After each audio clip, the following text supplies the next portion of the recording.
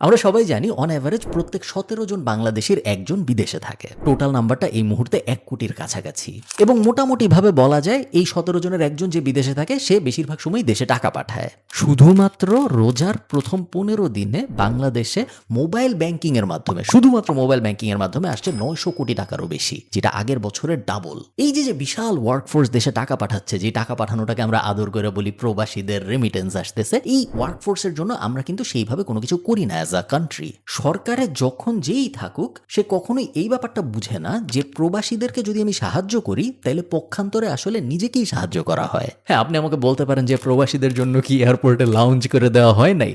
হইছে, বাট যে প্রবাসী এয়ারপোর্ট পর্যন্ত যাইতে পারছে সে লাউঞ্জ না থাকলেও বিদেশে চলে যেতে পারবে, বা ঢাকা এয়ারপোর্টে অ্যাটলিস্ট কেউ কফি খাওয়া এনজয় করতে যায় না। আমাদের কাজ করতে হবে আরেকটু ফান্ডামেন্টাল লেভেলে, এমন লেভেলে যাতে একটা উইন উইন সিচুয়েশন ক্রিয়েট হয়, যেই উইনের এক পাশে থাকবে প্রবাসীরা এবং অন্য পাশে থাকবে রাষ্ট্র। এই ভিডিওতে আমি ওইরকমই গুরুত্বপূর্ণ কিছু কাজের কথা বলবো যে কাজগুলো করা হলে আমার মনে হয় অ্যাজ আ রাষ্ট্র বাংলাদেশেরও অনেক উপকার হবে এবং প্রবাসীদের তো উপকার হবেই। চলুন শুরু করা যাক। আচ্ছা, ভিডিওতে যাওয়ার আগে যেহেতু প্রবাসীদের নিয়ে কথা, এই কারণে গ্রামীণ ফোনের একটা নতুন প্রোডাক্টের সাথে আপনাদের পরিচয় করায় দেই। যারা প্রবাসী তাদের জন্য গ্রামীণ ফোন প্রথমবারের জন্য নিয়ে এসেছে এনআরএম বা প্রবাসী প্যাক। এই প্যাকের অনেক সুবিধা।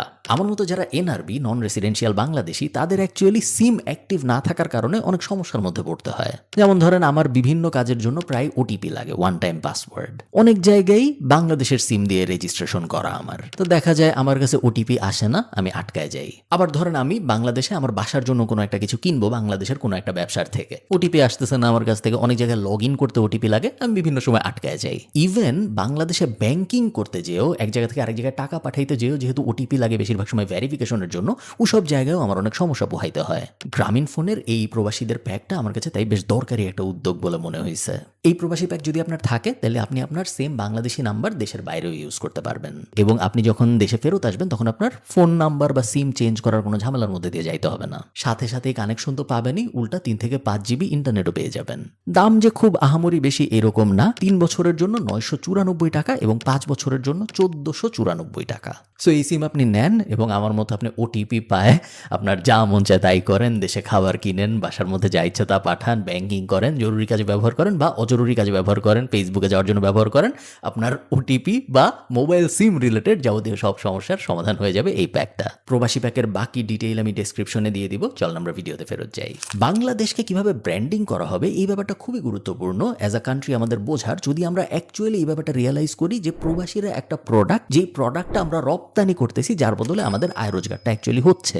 বিভিন্ন দেশ তাদের ওয়ার্কফোর্সকে খুব স্পেসিফিক্যালি আপনি খেয়াল করলে দেখবেন বিভিন্নভাবে ব্র্যান্ডিং করে। যেমন ইন্ডিয়াকে বলা হয় back end workforce of the tech world. তার কারণ কি? আমেরিকায় ম্যাকডোনাল্ডস এর কাস্টমার সাপোর্টে যদি আমি ফোন দিই দেখা যাবে বেঙ্গালুরুর একজন ওই ফোনটা ধরছে। এটা কিন্তু হঠাৎ করে হয় নাই, এভাবে ইন্ডিয়া ব্র্যান্ডিং করে করে নিজেদের ডেভেলপ করছে যে তোমরা তোমাদের মতো ব্যবসা বাণিজ্য করো, তোমাদের যখন ব্যাক এন্ডে টেক সাপোর্ট দরকার হবে, তোমাদের যখন ব্যাক এন্ডে কাস্টমার সাপোর্ট দরকার হবে, তখন কিন্তু আমরা এইখানে বেঙ্গালুরুরে বসে, দিল্লিতে বসে এই সাপোর্টটা তোমাদের দিতে পারবো। ওদের ব্র্যান্ডিংটাই ওরা ওইভাবে করছে। ফিলিপিনের দিকে আপনি যদি তাকান, ফিলিপিন কাস্টমার সাপোর্টের জন্য বিখ্যাত, ইংলিশ স্পিকিং কান্ট্রি হিসেবে ওরা বিখ্যাত, কম খরচে ভার্চুয়াল অ্যাসিস্ট্যান্ট দেওয়ার জন্য ওরা বিখ্যাত। কিভাবে হয়েছে? আন্দাজে হয়ে যায়নি বা কেউ হঠাৎ করে আবিষ্কার করে নাই। অ্যাজ আ কান্ট্রি খুব অর্গানাইজড ওয়েতে onlinejobs.ph লঞ্চ করে, এই লঞ্চ করে, ওই লঞ্চ করে ওরা ঠিক করছে যে আমাদের কান্ট্রির ওয়ার্কফোর্সকে আমরা ব্র্যান্ডিংই করবো এইভাবে। আনফরচুনেটলি বাংলাদেশে যেহেতু ওইভাবে কখনো অ্যাক্টিভলি ব্র্যান্ডিং এর কাজকর্ম করা হয় নাই, মার্কেটই ডিসাইড করে দিছে যে আমাদের দেশটা কি হিসাবে পরিচিত হবে এবং খুব ভালো কিছু হিসাবে আমাদের দেশ পরিচিত হয় নাই। আমাদের দেশ পরিচিত হয়েছে কম খরচে মালামাল পাওয়া যায় ওই হিসাবে, বাজের লেবার ল আছে ওই হিসাবে। আমাদের দেশ পরিচিত হয়েছে যে এইখানে গার্মেন্টস এর জিনিসপত্র তুমি অনেক কম খরচে বাচ্চা কাচ্চা দিয়ে করায় ফেলতে পারবা ওইভাবে। এখানে রানা প্লাজার মতো ঘটনা মাঝে মধ্যে ঘটবে ওইভাবে। খুব আহামরি ভালোভাবে কিন্তু আমাদের ব্র্যান্ডিং হয় নাই, বাট এখনো ওই ব্যাপারটা শেষ হয়ে যায় নাই। সবসময় ব্র্যান্ডিং নতুন করে করা যায়। আমরা যারা মার্কেটিং এর ছাত্র, আমরা যারা বিজনেস নিয়ে পড়াশোনা করি, আমরা সবাই জানি যে আপনি সবসময় নতুন করে আবার ব্র্যান্ডিং করতে পারেন। হ্যাঁ, আপনার হয়তো সময় লাগবে 5 বছর, সময় লাগবে 10 বছর, বাট ব্র্যান্ডিং নতুন করে করা যায় এবং বাংলাদেশের এই ব্র্যান্ডিং করাটা ইমিডিয়েটলি শুরু করা উচিত। আমার মতে আমাদের যেহেতু হার্ড স্কিলের অভাব আছে, সফট স্কিল বেশি আছে, আমরা যেহেতু সার্ভিস ওরিয়েন্টেড একটা কান্ট্রি, আমাদের ব্র্যান্ডিংটাও ওই অ্যাঙ্গেলে হওয়া উচিত। আমাদের ব্র্যান্ডিংটা এইভাবে বলা উচিত সরকারের বা অ্যাজ আ কান্ট্রি পুরো আমাদের দেশের, যে আমরা সবচেয়ে হার্ড ওয়ার্কিং ওয়ার্কফোর্স দেই যারা ম্যানেজারিয়াল ক্যাপাবিলিটিতে অনেক স্ট্রং। এটা হওয়া উচিত আমার মতে আমাদের ব্র্যান্ডিং। আমি জানি না আপনাদের কি মনে হয়, আপনারা আমাকে কমেন্টে জানান। 2 নম্বর যে জিনিসটা ইমিডিয়েটলি আমাদের করা উচিত আমাদের প্রবাসীদের জন্য, সেটা হলো টার্গেটিং বেটার ক্লায়েন্টস। দেখেন, আমরা যারা বিজনেসের বুঝি বা বেসিক বুঝি, তারা আমরা সবাই জানি যে আপনি যত ভালো ক্লায়েন্ট টার্গেট করবেন আপনার রেভিনিউ পোটেনশিয়াল তত বাড়বে। বাংলাদেশ আনফরচুনেটলি কান্ট্রি এই মুহূর্তে সবচেয়ে বেশি শ্রমিক পাঠায় মিডল ইস্টে, এবং মিডল ইস্টের যদি আপনি অ্যাভারেজ আওয়ারলি রেট দেখেন তাহলে ওটা কিন্তু খুব বেশি না। আসলে কাতারের আওয়ারলি ওয়েজ অ্যাভারেজে $1.3, কুয়েতের আওয়ারলি ওয়েজ অ্যাভারেজে $1 কম। ইউএই যেটা এত বড়লোকি চাকচমকপূর্ণ দেশ, এই বড়লোকি দেশেরও কিন্তু আওয়ারলি ওয়েজ মাত্র $0.85, 85 সেন্ট। অন্যদিকে আপনি দেখেন ক্যানাডায় $27, অস্ট্রেলিয়ায় $22, ইভেন জাপানেও $9। আমি কি বুঝাইতে চাইতেছি, আমি খুব সিম্পল একটা জিনিস বোঝাতে চাচ্ছি। আমি যদি একজনকে দুবাইয়ে পাঠাই এত কষ্ট করে, সে 10 ঘন্টা যদি দুবাইয়ে যায় কাজ করে, তাহলে আমার ইনকাম হবে অন অ্যাভারেজ $10। আমি যদি আরেকটু বেশি কষ্ট করে 10 গুণ কষ্ট করেও ওই সেম মানুষটাকে অস্ট্রেলিয়া পাঠাইতে পারি এবং তারপরে সে যদি 10 ঘন্টা কাজ করে, তাহলে আমার ইনকাম হবে প্রায় $250 কাছাকাছি। সো আমার ইনিশিয়াল ইনপুট অফ ওয়ার্ক হয়তো একটু বেশি হচ্ছে, বাট আমার রিটার্ন এক্সপোনেনশিয়ালি অনেক অনেক অনেক বেশি হচ্ছে। এটা বোঝা অত জটিল ব্যাপার না। এবং এই কারণেই যদিও মিডল ইস্টের মার্কেটে অ্যাক্সেস করা সহজ, তারপরেও আমরা যদি একটু কঠিন মার্কেটগুলা যেগুলো অ্যাক্সেস করে একটু কঠিন, তারপরেও ওগুলোর উপরে যদি আমরা ফোকাস করতে পারি, তাহলে ওগুলা যখন মানুষ ইভেন্চুয়ালি যাবে, তখন আমাদের যে রিটার্ন আসবে সেই রিটার্নটা হবে এক্সট্রাভ্যাগেন্ট। আমি বলতেছি না যে আমরা মিডল ইস্টের মার্কেটের কথা ভুলে যাব বা আমাদের এস্টাবলিশড মার্কেট যেগুলো আছে ওগুলোর কথা ভুলে যাব, তা না। বাট একই সাথে আমরা অন্য মার্কেটগুলা বড় লোকি ক্লায়েন্টগুলোর দিকেও মনোযোগ দেওয়া শুরু করব। থার্ড জিনিস যেটা নিয়ে আমার মনে হয় কেউ কখনো কথা বলে নাই, সেটা হইল ease of doing business for NRBs in Bangladesh. দেখেন, ইজ অফ বিজনেস ইন্ডেক্স বলে একটা জিনিস আছে, যে কোন দেশে ব্যবসা শুরু করা কত সহজ, এটার একটা ইন্ডেক্স হয়, পাসপোর্টের যেরকম ইন্ডেক্স হয় ওই রকম। এবং এই ইন্ডেক্সে বাংলাদেশ সবসময় অনেক পিছানো থাকে। বাংলাদেশে ব্যবসা শুরু করা বেশ কষ্টের একটা কাজ। এখন আপনি চিন্তা করেন, একজন প্রবাসী, সে মিডল ইস্টে গেছে বা সে জার্মানি গেছে, যেখানে মন চায় সে গেছে, সে আয় করা শুরু করতেছে। তার আয়ের একটা অংশ সে বাংলাদেশে পাঠাচ্ছে তার পরিবারের কাছে। তার পরিবার ওটা দিয়ে কি করতেছে? তার পরিবার ওটা দিয়ে ভরণ পোষণের কাজকর্ম করতেছে, বাচ্চা স্কুলে যাচ্ছে, জামা কাপড় কিনতেছে, খাবার দাবার কিনতেছে। এই তার পরিবার কিন্তু ওই টাকাটা ভেরি রেয়ারলি, বা তারা হয়তো কখনো বাড়ি টাড়ি বানাচ্ছে, এই পর্যন্তই, এর বাইরে তো কখনো যায় না তারা। তার পরিবার কিন্তু খুবই রেয়ারলি একটা সিনারিও আসবে যেখানে তার পরিবার এই টাকাটা বিজনেসে ইনভেস্ট করতেছেন না। এই কারণে ওই টাকাটার যে আরো মাল্টিপ্লায়ার হওয়ার সুযোগ ছিল, সেই সুযোগটা ওখানেই বন্ধ হয়ে যাচ্ছে। এখন যিনি প্রবাসী, সে কিন্তু অনেক ট্যালেন্টেড একটা মানুষ, সে কিন্তু অনেক জ্ঞানী একটা মানুষ। সে গাধা গুধা হইলে কিন্তু সে প্রবাসে যায় এত আয় রোজগার করে